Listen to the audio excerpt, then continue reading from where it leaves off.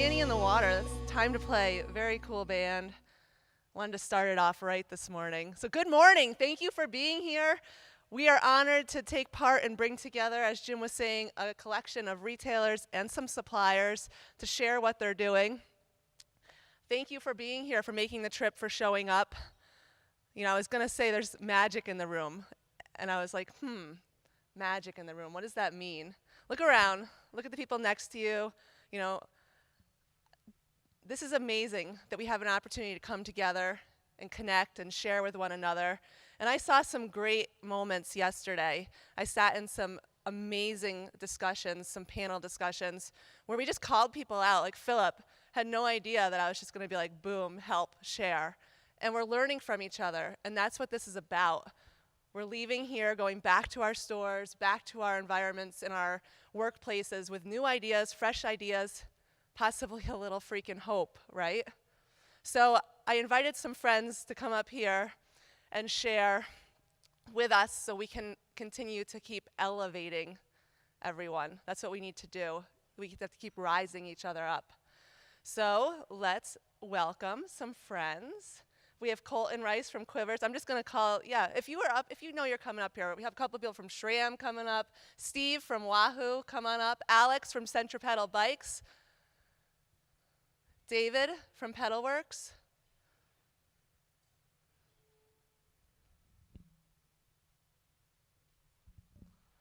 Find a cool seat, yeah. It's really quiet, yeah. It's unlike our industry to be this quiet. Notice people all hang out in the back there so they can get up. Thanks, Jim.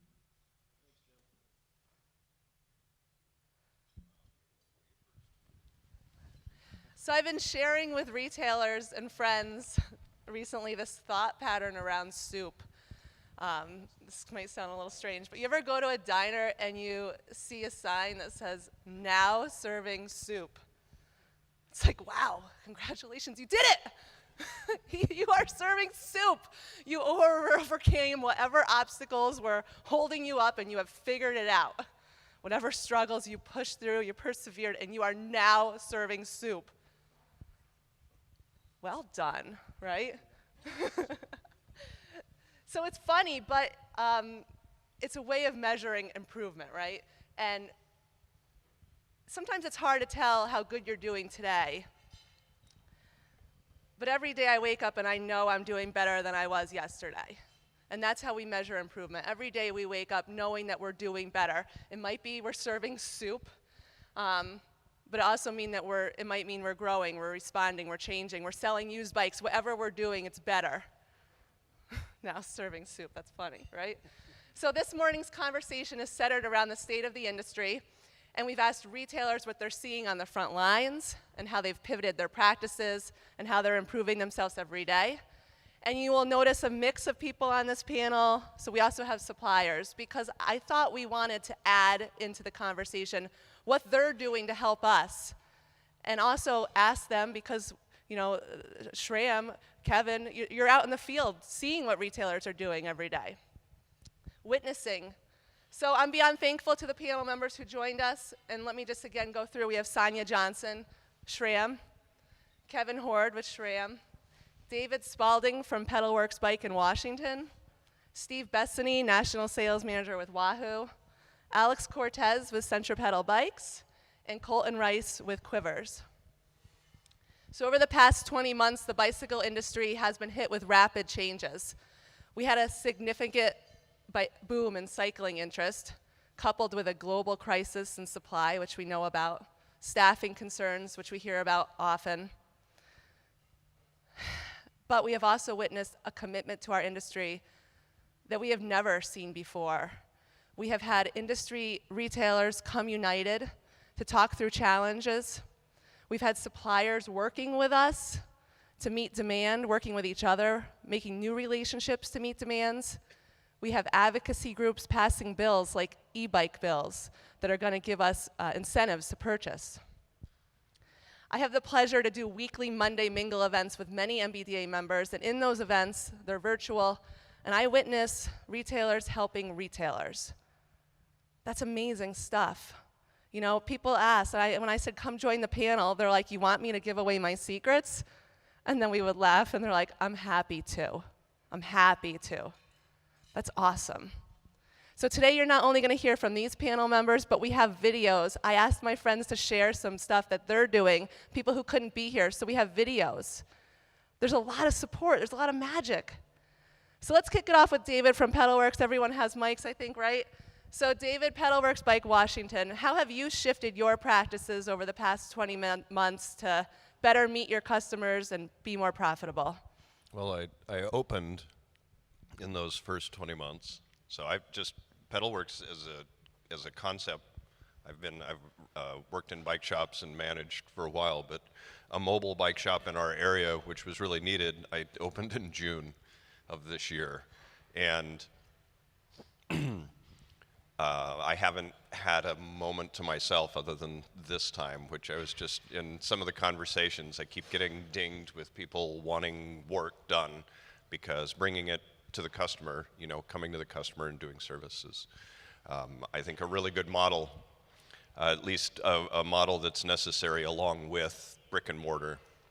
But the kind of pivot that I made is I started this business to work on people's mountain bikes, road bikes, and now I pretty much all do e-bikes. And that was an interesting pivot. I had to go out and find the resources in order to educate myself to work on those e-bikes. Some companies, you know, Bosch, offer a lot of tools for plug-in, for use. Other companies, it's a rear hub and a simple controller, and so you, in order to work on those, you have to know electronics and work on them. So it's been an interesting few months to go from knowing, you know, working on dropper seat posts and suspension to now pretty much exclusively working on e-bikes because that's what people are scheduling. So that's been a big change. And then enough so that I actually just got on with the Beeline fulfillment. So people are ordering bikes for direct to customer, and they ship them to me, I build them, and I deliver them to their door. So kind of a full service piece there. And that's, I've just started that, so I'm really curious to see how that adds to it as well. David, this is your first trade show ever. Yeah, a bike trade show, yeah. That's awesome. And yesterday he just came up with the biggest grin, and he's like, I have just learned so much that it's worth the time and cost to be here. David, how are you keeping your customers engaged and coming back to you and calling you? I'm kind of lucky in that I've worked in retail in my area for 20 years, and so I have a group of customers that I've curated. So in outdoor retail to begin with. So those were the first people that, when they saw that I was opening mobile, I had a full schedule to start out with. But I'm also in an area that's discovering that bikes are cool. We're kind of behind the times a little bit as far as mountain biking and seeing how great biking and bike infrastructure can be. So part of that is whatever I can do to keep people engaged. But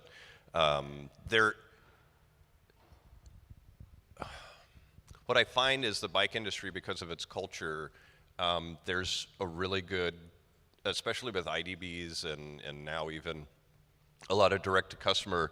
This is where it gets exciting. And this is the musical part of the show. Wait till you see what we're going to do next. Customer engagement is about meeting them where they're at right now. And I think that's why mobile, for me, is working really well, is because I'm meeting them where they're at. And I'm going to have a brick and mortar eventually because they're so happy about me meeting them where they're at that they want to come to my shop. So they see my van, I'm working on their bike, and they're like, hey, when can I stop by? And I'm like, no, this is this is it. You come on in, sit in the van, and hang out. And they do. Like, most of my work takes a little bit longer because I'm chatting with my customer the entire time. And not only are they wanting me to work on their bike, but they're asking me for recommendations on product. And there's several at this show that I found that are going to be great solutions for my customers. And I mean, you know, the triathlete that is sitting in my van saying, man, I'm really sore. And now I have things to, you know, more things to recommend that work well for them, and you know, those will be people that follow me whatever industry I go into. I love that. David is the expert, and he is meeting customers where they are at. I love that. Alex, you are with Centripetal Bikes. You are the service manager, correct? Yes, I am. And what have you, and I know James well, he's part of our P2 program, anything at the shop that you have done to better engage customers or be more profitable over the past 20 months? Well, pretty much like everybody else, we're trying just to keep it up with the pace, which is highly in our town, and it's just trying to meet the needs of the consumer at the time.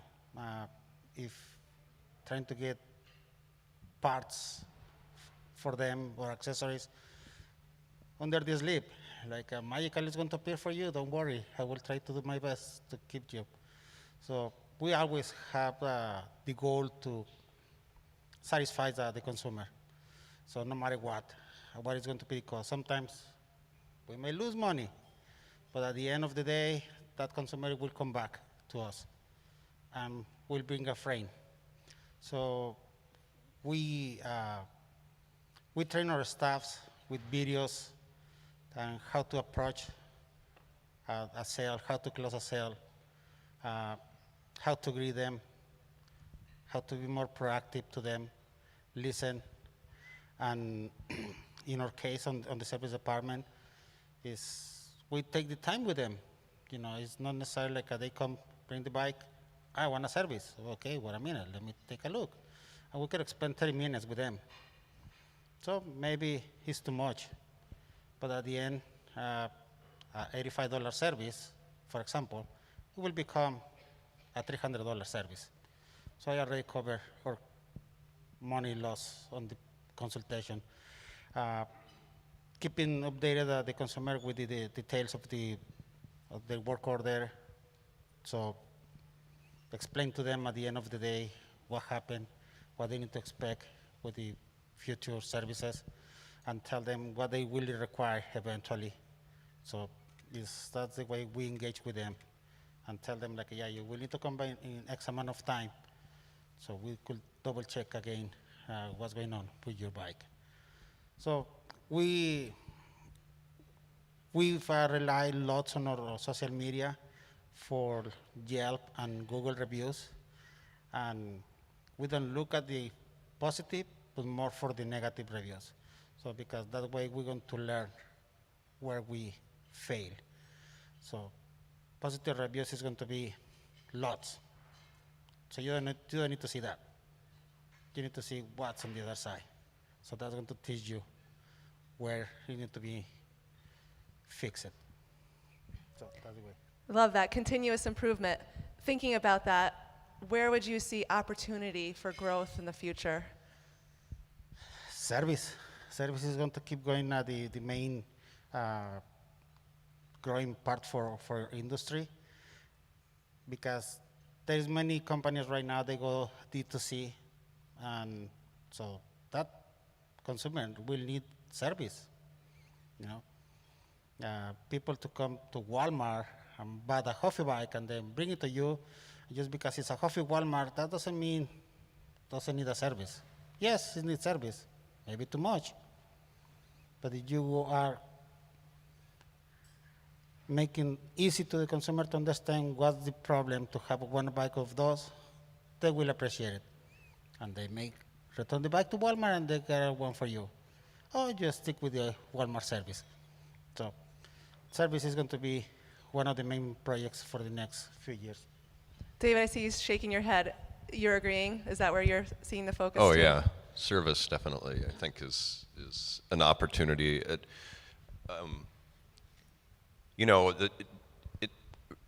It's one of the areas where I think there is getting to be more knowledge sharing, but it's one of the challenges I see, like in my area with shops. We have a lot of years of wisdom within the shops, but there's very little knowledge sharing.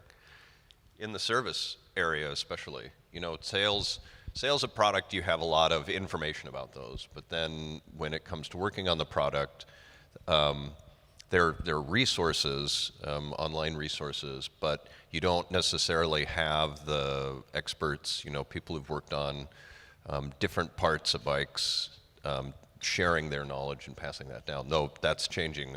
Professional Bicycle Mechanics Association, other groups, you have those resources. And service is, you've got to do it right, make the customer satisfied. It doesn't, like he was saying, it doesn't matter if it's, I don't think it matters if it's an inexpensive bike, because that's the person that if they have a good experience because you've done the right service on their bike, that's going to invest in a better bike down the way, and they'll be your customer for life. You'll be selling bikes to their kids and doing service for those bikes. So I totally agree that service is a huge opportunity, especially because, direct to consumers, I think that's part of the landscape, and that's going to be great because there's a lot of variety out there. Those bikes still need service. And so be the person that does the service for those bikes. That's a huge opportunity. Yeah, we had a great retailer mind meld yesterday, which is one of our seminars on service, where we had Ed from SRAM and Aaron, who's the Director of Education at QBP, and talking about reaching out to our customers, reminding them of service intervals, reminding them about shock services that are due, and the potential and the opportunity that's there. As I said, we had many retailers who couldn't be here today, but we do have a special video that we made that we wanted to share. If you just look this way. Good morning, CABDA Keynote attendees. Sorry I can't make the show this year. It's always been my favorite show since the days of Rosemont, when people around this part of the world thought that was something from a Citizen Kane movie. I'm going to flip this to the other mode and show you what's been going on at Mount Airy Bicycle since March 2020, when bicycles were finally declared essential. We've been selling bikes out of our stash of 4,000 or so used bikes, and of course everybody rides a used bike. There are classics, there are staple bikes, and there are basic bikes that we get in from customers. All good bikes. Remember, everybody rides a used bike. Bicycles I never thought I'd take out of my stash are starting to move. I think 400 of these things have gone out of here in the past 18 months. The mayor called us from College Park, and the mayor of Mount Airy said, I got some good news. I'm on the Rails to Trails Conservancy. I just talked to Homeland Security, and they have declared bikes, as well as one other organization that he's on. They have declared bikes as essential. So you don't have to shut your door at 5 o'clock as Governor Hogan had mandated. And we are so happy because we never missed a day. And we've been working outside. We've been working outside for over 30 years anyway. You can see that we have work stands set up out here, and business as usual.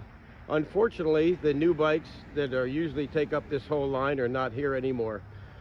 I hope that Heather and Rachel can make something out of this chopped up tape. Thank you. Have a great show. Bye-bye. Hi, CABDA Show. My name is Amos Brumble. I own Brumble Bikes in Westerly, Rhode Island. Heather asked me to speak a little bit about how the boom and the shortage of product is being handled here at the shop. Right now, I'm trying to spend most of my time when I'm dealing with customers in person to let them know what the current situation is in terms of availability. That's a big step. I think is a lot of people are getting that are in the industry are burned out on explaining how they don't have things. So I try to spend a little bit of time explaining why there's a shortage, that there's going to be wait times for products, and here's some alternatives, offering things like advice on how to buy a used bike currently, supplying them with used bikes when I do get them. That's a big thing.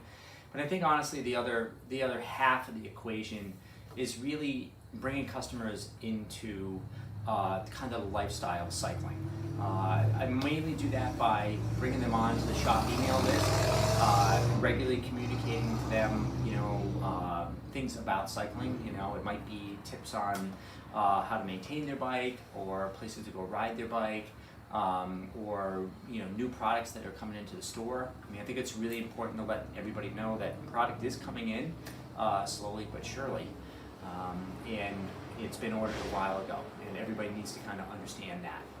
And then outside of that, you know, I just try to have fun in the shop, you know, try to maintain a positive attitude and, you know, enjoy myself. So I hope you're having a good time at the show, and I'll be out here when it's in Manhattan.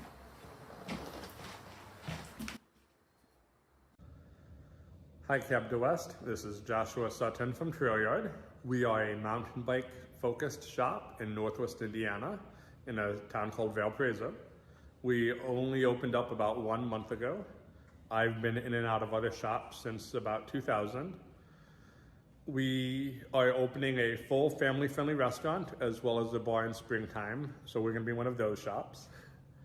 Heather asked me to get a hold of you all, though, to talk about the bike shop side of things. I've certainly been ordering product for the shop since the spring, getting in what I can. We all have been doing this together, though, so it's grateful to have groups like the NBDA to help us through it all and to be somebody to talk to. From the service side of things, we're obviously trying to look for parts as well, but we're trying to be good communicators with the customers coming in and just be a friendly face for them. We are right next to about 10 miles of mountain bike trails, so that's very helpful in terms of our customer coming to us, and it really helps us be a good part of the community as well. If any bike brands out there want to become a part of this, just give me a holler. Nice to talk to y'all, and enjoy the rest of the show. Hello, CABDA West. My name's Matt Wallen. I'm the owner of Round Trip Bike Shop in Casa Grande, Arizona. Heather asked me to take a moment and talk a little bit about shop operations in light of the current industry situation with supply and how we're taking advantage of the bike boom. One of the biggest things that we are doing and what we're really focused on is service. It's really honestly the single greatest advantage that we've ever had as a shop, and especially as a small local shop in a smaller community. We've been competing with things as far as supply chain goes for years already. We've had Amazon, we've had other major discounters that are selling online. We've had problems like this before, and nothing is really honestly that much different other than it's harder for us to source the parts that we're used to sourcing. So yeah, we got to get a little bit more resourceful. We have to dig a little bit deeper to find product, and I think a lot of us are out there doing that already. But the one thing that I think that we're doing that's unique is we're really trying to say yes more. And that can mean whatever it wants to mean to you. For us, it means whatever walks through the door, if it's something that we can work on and it's something that we can do that's bike related and it can further cycling in this community, we're saying yes. And we're not giving excuses. We're not telling them why we can't get it done right now or in a week or whatever the case may be. We're turning stuff around in 24 hours. And granted, we are in an area that's small. We don't have probably nearly the amount of volume that some of the larger shops have, and that might be a more difficult task, but we're trying to be better. We're trying to do better for our community and making sure that not only are people enjoying their bikes, but they're able to keep riding them and stay on them. If the bike's broken and sitting in a garage somewhere or not doing anything in a yard, it's not doing any good for the cycling industry, and it's certainly not doing any good for us. So I would just say yes more. And that's helped us tons and has really helped keep an upbeat attitude and helped us to really thrive in what could be challenging times. I'm really grateful for the opportunity that Heather gave me to share this with you guys, and I hope you have a great show. Thank you. I love him. He's awesome. Say yes more. It's easy. Say yes more. All right, Steve, I'm putting you on the spot here. As National Sales Manager for Wahoo Fitness, some examples of ways that your company is supporting retailers during these times. I'm thankful that Heather took the time to send me the questions yesterday, and I took some notes for you guys. What a strange year and a half it's been. Most of us have been in the industry for a long time. Some are newcomers, owning a store, be it bricks and mortar or mobile. And I don't think any of us predicted what was going to happen when a pandemic struck. Wahoo was no exception. We were surprised by the sheer volume, but we didn't sit on our heels. We looked at this as an opportunity, as many of us do. So how are we supporting retailers today? The first thing we did was double down on our inventory, and it's not easy. We know that there's a shortage in computer chips, and it's making supply of our very popular GPS computers a challenge. But as we move into what is traditionally trainer season, although according to Wahoo it never ends, and according to most of our retailers now, It really doesn't end. So we spent all summer, all spring and summer, building inventory of our key products for our retailers, looking forward to the continuing boom in bike trainers, not just bicycles. We work very hard with our marketing team to drive demand. We can build all the product we want, but if we're not driving demand and driving customers to your store, we're not doing our part of the job. We fiercely police our MAP policy. Discounting really doesn't belong here. And we work hard to protect our dealers' margin, and we look very closely at what's going on out there to make sure that you have amazing product that you can sell for a profit. Someone mentioned on one of the videos not being able to get product because some of the big guys have the ability to buy it all. When we run into an allocation situation, we make sure that we help our smaller dealers as well as our large. As we all know, there are really big dealers out there that can suck a company dry on inventory, not leaving anything to go around for those very critical small and mid-sized dealers. Wow. We maintained our freight benefits for our retailers. Has anybody noticed what freight rates have done lately? From the inbound on the manufacturer side, trying to get containers of product to our warehouse, the cost has gone up not 2x or 3x, but 4 or 5x. The cost of shipping our product to you has increased exponentially.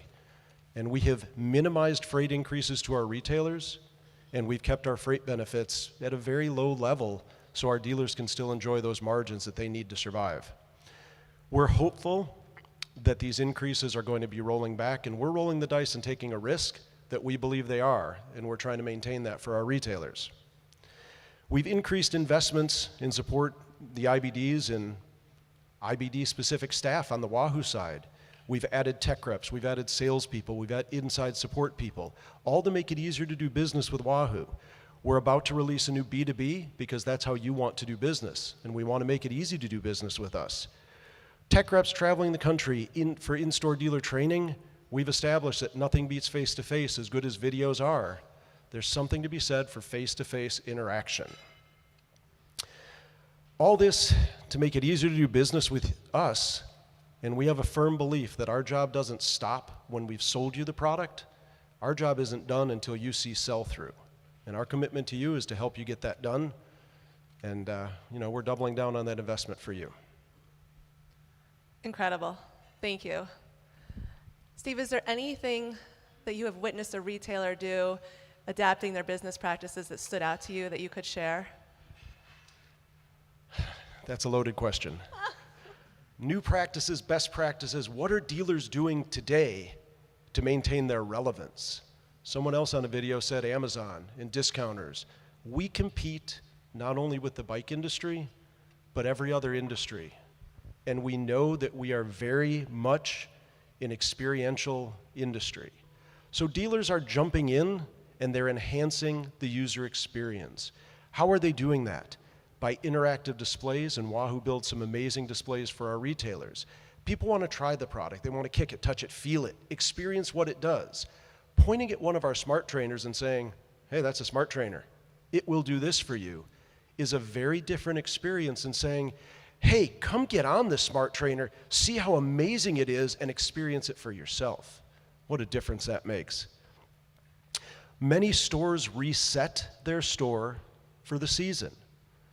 We ran a little short of extension cords for this show, so we ran to a local Lowe's, and what's the first thing we saw when we walked in the door?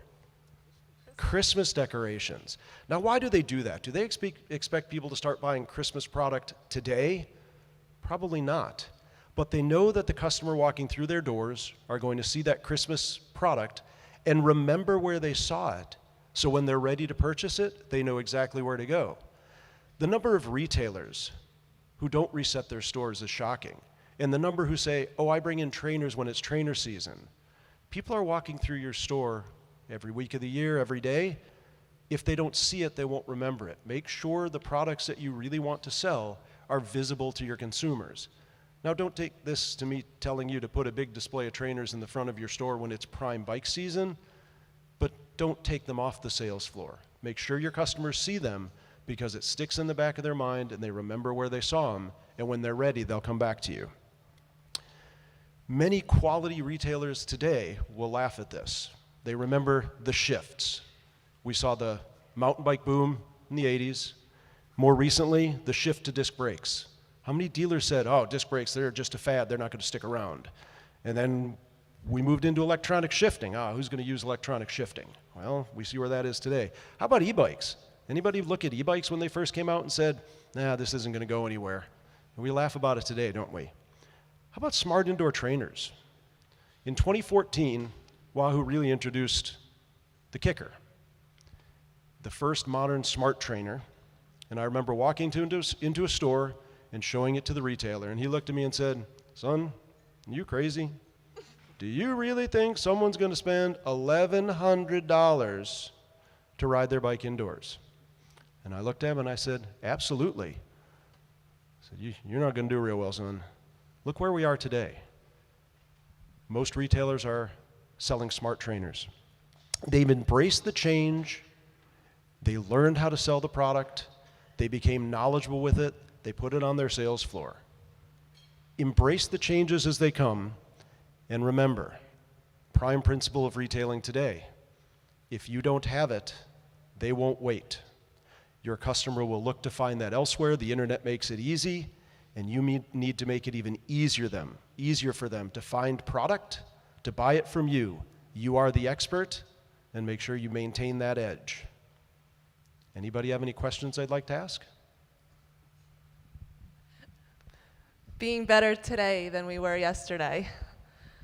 Colton, as marketing manager for Quivers, any smart moves you can pinpoint that a retailer has done that stands out to you? Yeah, I think over the last couple years, we've seen a massive increase in the interest for curbside pickup and buy online, pickup in store. I think a lot of the retailers who have embraced the reality that consumers are starting the search for products online and partnering with their brands to offer their store as a point of contact for the customers are seeing a lot of success. When a customer buys a product online and goes to the store to pick it up, they are engaging in person with this local bike shop. The bike shop is moving wholesale inventory. They're learning about what customers are buying, and they are essentially becoming that person's go-to shop. They're getting more meaningful foot traffic to their store, and basically the retailers who have embraced that have seen a ton of success. So if your brands are offering that in-store pickup option, reach out to them and say, hey, I would like to be a shop that's participating in a program like that. It's a huge benefit, like I said, getting customers into your store and moving the product that you have and even the product that you don't have, as brands can ship it to you on demand. So that's what I would say. Those in-person omni-channel shopping experiences, that's been a huge thing in the last couple of years. Thank you. That came up yesterday in a panel too, and I know we had a great conversation on that. Sonia and Kevin, both working for SRAM, and we've heard SRAM has publicly stated their support to retailers and how they're transitioning. Can you give some examples how SRAM is working to support retailers during these times? I think it was already sort of mentioned, but we're finding new ways to communicate, and we set up a program called Virtual Retail Visit. We realized we weren't going to be able to get tech reps and sales reps into the stores, and that the stores are really, really busy. So they had very changing schedules and availability. So we set up a program. We use Microsoft Teams. We are able to basically put somebody in your shop virtually and give you the education that you need, whether that's planning out weeks in advance, setting up kind of a ongoing seminar series on suspension or drivetrain setup, or what we like to call like the Mayday or the SOS 911 call. We can literally on demand bring a tech to your video monitor and work with you pretty much one-on-one on the spot to solve that problem that you're having.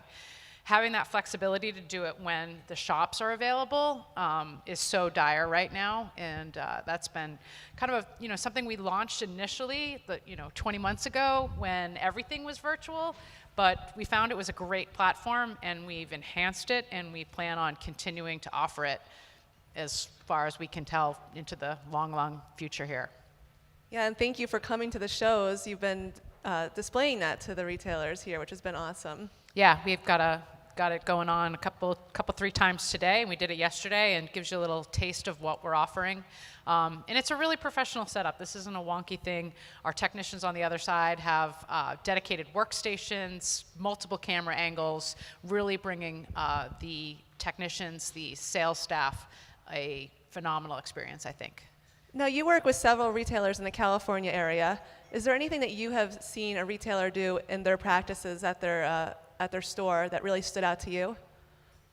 Well, I think they've changed their hours quite a bit. As a sales rep, you used to get up and get in your car and drive around and hit 5, 6, 7, 8 shops. Now it takes a lot more strategy. Shops have either closed entirely for to the public for days during the week or for certain hours. They've scaled back their open to the public hours. They are certainly in those shops. If you're speaking to any retailers here, you're going in early or staying late, but to get those quiet hours to do the work that you need to do, restocking shelves, searching online to your B2Bs to try and find the parts you need, or just catching up on service without the disruption has been a big change. And I think it's probably also something that's here to stay. Retailers need to have their doors open to welcome their customers, but I think by scaling back and having more of a concentrated work week, they are ultimately going to better serve their customers. Yeah, I've noticed a lot of people talking about that change in the hours, or maybe even taking a whole nother day. Kevin, you've been in the industry for many years. Where do you see opportunities right now for retailers? Well, I think with the increased sales of bike units in the last 18 to 20 months, we as retailers need to be looking at what is next spring going to be. If we sold 1,000 bikes with disc brakes 4 years ago, but last year we sold 1,500, we better have extra disc brake pads. We better have extra disc brake rotors. The same thing for electronics. We better be stocking more batteries, more wiring kits. All those service things, because there might not be increased bike sales in the next 2 to 3 years, but there's certainly going to be the opportunity to service all these bikes that we sold in the past. And I think the retailers that are planning ahead for that are going to be in a much better position than waiting till June of next year and say, wow, I better get more 12-speed chains, because they're just not going to be available. Alex, as a retailer on the panel, how are you working with suppliers to ensure that you have best access to what's available in a timely manner? Like, what are you doing with those relationships? Well, just bugging them all the time, calling them, email them, text him, like, where's my part?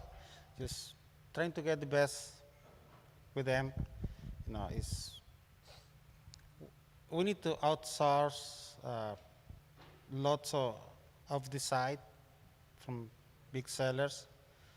There is some cases that we don't even know who's our rep, because they don't travel anymore, or they've been changing regions very often. So that leaves us that we need to be more creative how to approach. And then so we need to go straight up to the brand, and just whatever we're able to get, because like everybody else, we struggle. Yeah, re-cement the relationships. Kevin, when you're going in to visit a retailer, what are you hearing? What do they need? Like, is it just a warm face and a cup of coffee, or? I think that's a lot of it. It's being a sounding board and listening to the frustrations of the dealers. Hey, I can't get XYZ part, whether it be a SRAM part or any other brand. It's listening to them. I think our reply back has been to be consultants more than sales reps, and sit down and assist with future planning. I found that retailers aren't very good at looking in the future and putting ideas and orders together in the future. And I think we've tried to do a very good job in that, is let us look at your past records and help you forecast into the future. And let's get 10 orders in place for next year, monthly orders. For the most part, retailers that have embraced that are going to have product for next year, and the ones that haven't are going to be scrambling worse than they were this year. Showing up, obviously the job as a sales rep is job number one. And just to be there, like you said, and listen, and share some other best practices. That's what a lot of shops are looking for. What are you seeing? They're asking us, what is my competition doing? How are they getting through this time? And we're fine sharing that without mentioning names. Yeah, we did a podcast, Bicycle Retail Radio is our podcast, and we had Bob Stomel on talking about reps and the roles. So if you have a rep coming to you, it's more than just an order taker. It's your opportunity to sit down with someone who's visiting shops and talking to other retailers and get that advice, that really firsthand advice. You know, as Steve was mentioning, going into the store, helping you set up the trainers, helping you get an interactive display area and really engaging your customers. That's the stuff you want to ask for the help, right, Steve? Absolutely. Yeah. Colton, looking to the future, anything you'd add? Any highlights, any things for where we could see success in the coming months? Kind of as I touched on earlier, so it's obviously very clear service and hands-on experience with customers is not going anywhere. I think a few years ago, people were kind of skeptical about the future of brick and mortar retail, but we're seeing more and more brands double down on that experience. So have faith. You guys are crucial to the entire life cycle of commerce. I would say in the future, as treat your brands, your vendors, your customers, it's as a whole encompassing experience. Commerce works online and offline. Be open to change, but a lot of people touched on this earlier, whether it be driving to your customer's house to provide service or making things available where and when a customer wants to purchase them.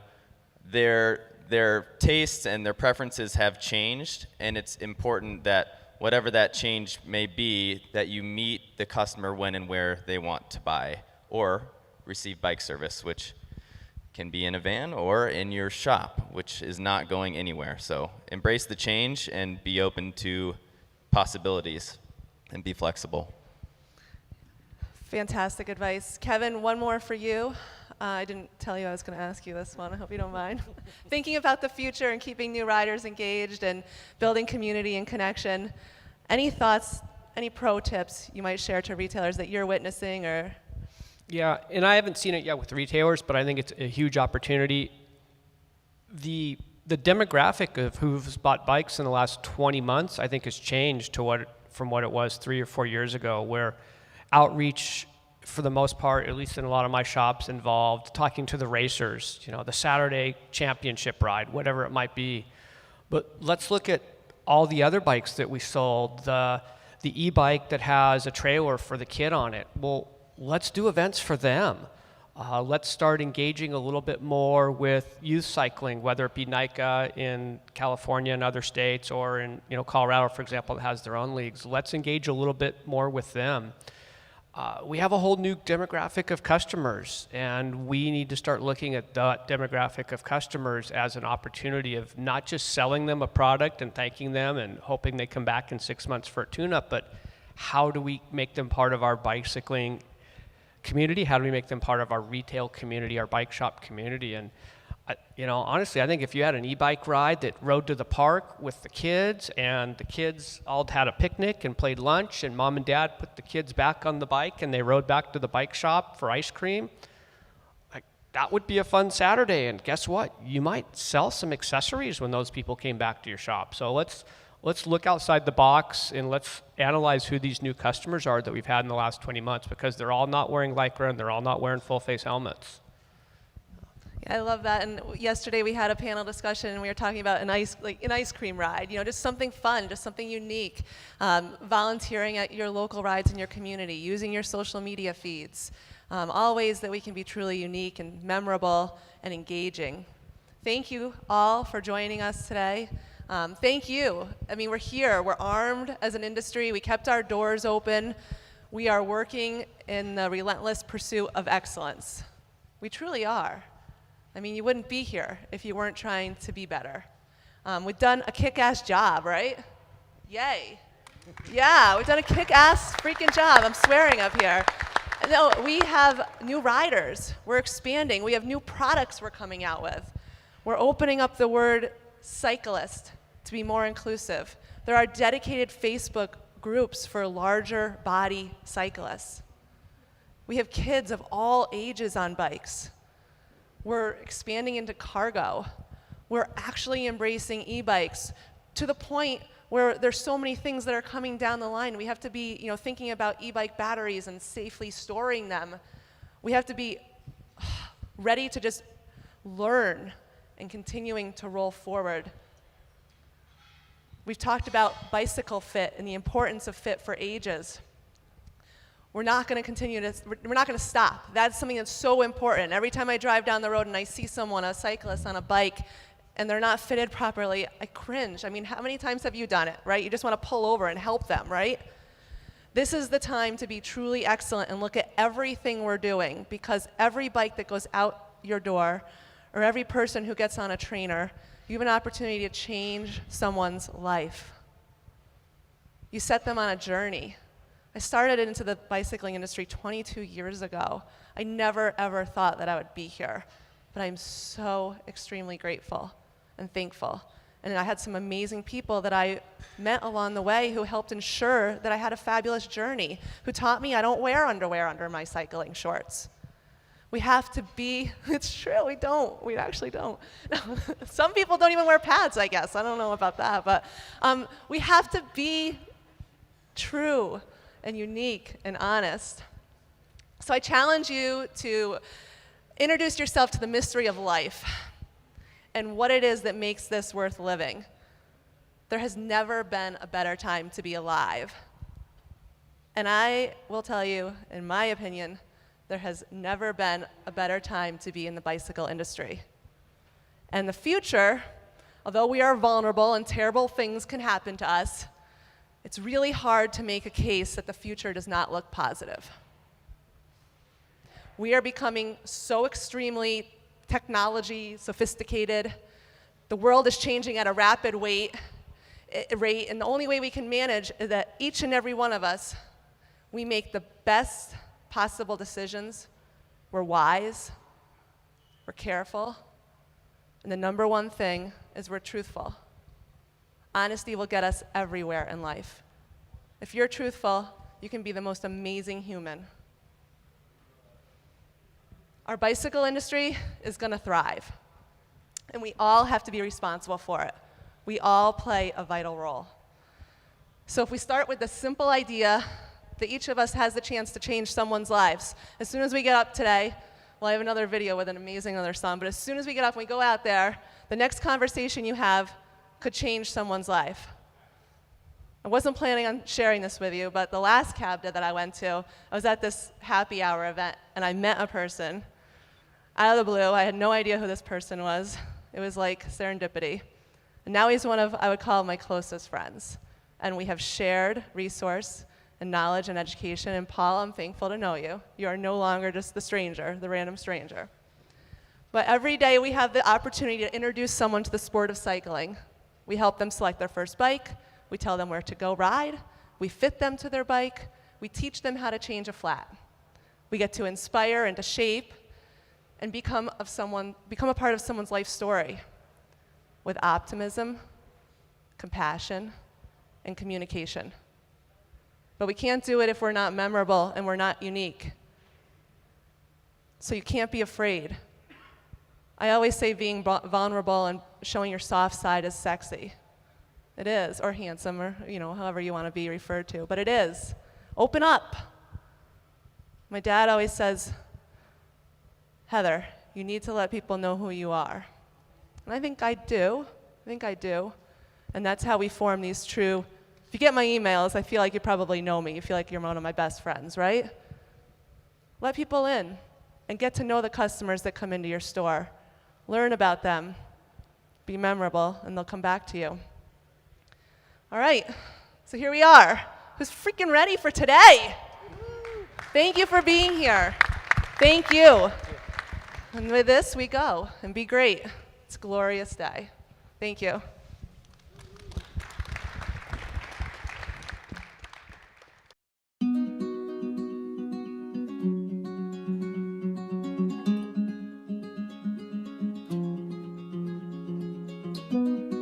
Can you see yourself holding by my side 50 years from now? Whoa, you keep me in my youth, it gives me peace of mind that 50 years from now you'll still be in my life. I'll be here with you. I'll be here. When I'm with you, you're with me. Everywhere the bells are ringing, I'll follow you, so shelter me. Can't you hear the angels singing? Have I earned your love? Am I good enough to walk hand in hand till we're older? If I'm good enough, sign me up. I'll be here with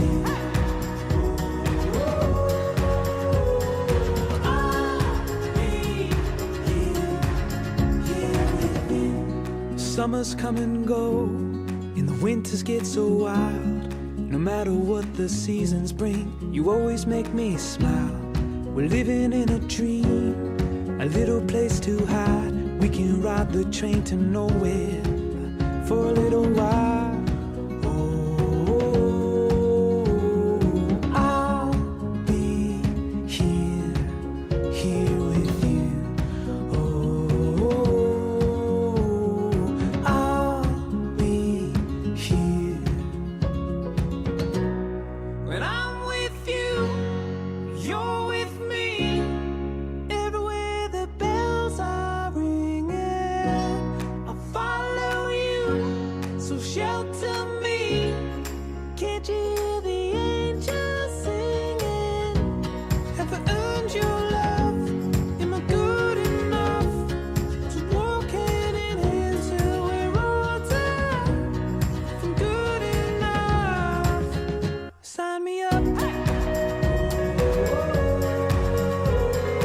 I'll be here with you. I'll be here. Let's get to the heart, living life along the way. Let's get to the heart, living life along the way. I'll be here with you.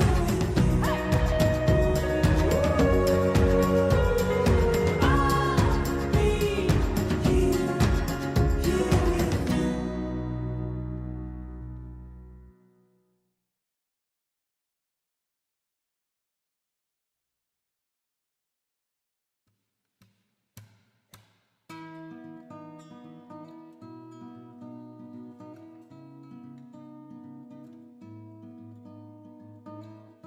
Pretty lady at the side of the train, it's hard to tell if I'll come to this town again. But if I do, I'll know where to find you. And if I do, I'll hope to remind you of what you said to me.